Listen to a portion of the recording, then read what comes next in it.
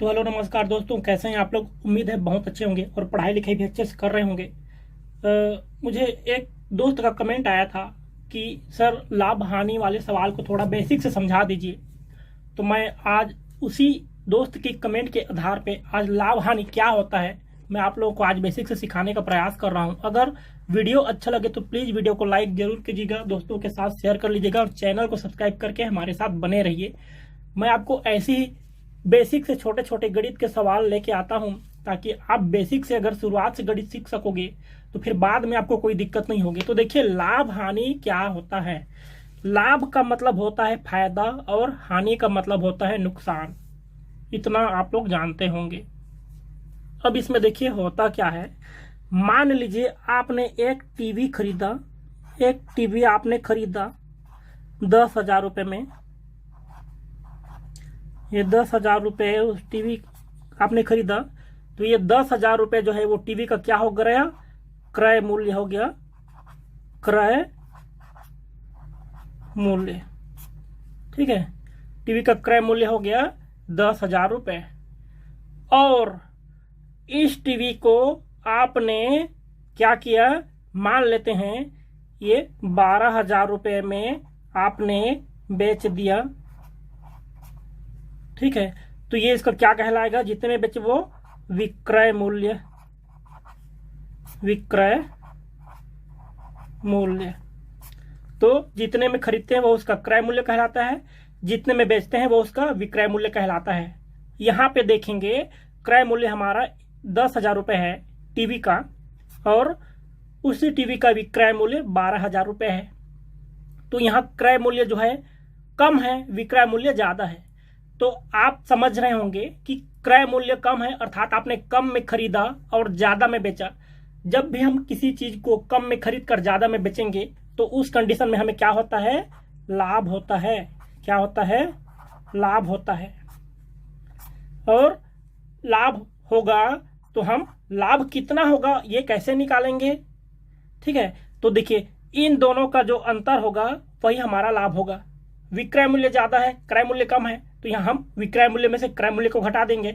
तो इस तरह से लाभ का सूत्र बन जाएगा। तो लाभ बराबर क्या हो जाएगा, ये विक्रय मूल्य, इसमें से हमें क्रय मूल्य घटाना है, मतलब विक्रय मूल्य, ये वी से विक्रय, मू से मूल्य, ठीक है।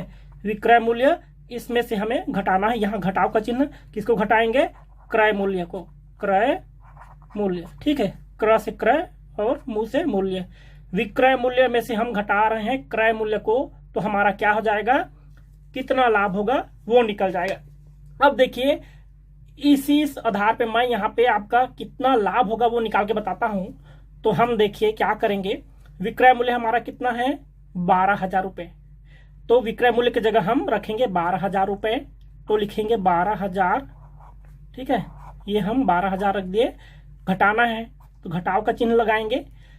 किसको घटाएंगे, क्रय मूल्य को। तो क्रय मूल्य कितना है, 10,000 रुपये, तो यहां हम 10,000 रखेंगे। 10,000।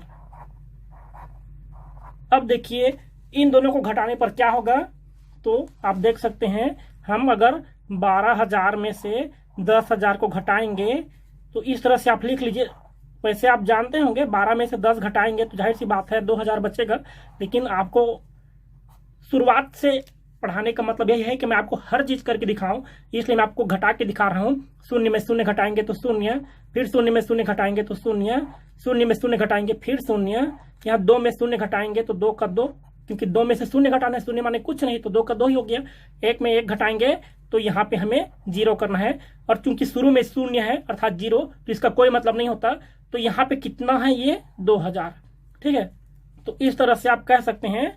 तो इसका लाभ क्या आया, इसका लाभ आ गया, लाभ बराबर इस तरह से आप कह सकते हैं 2,000 रुपए।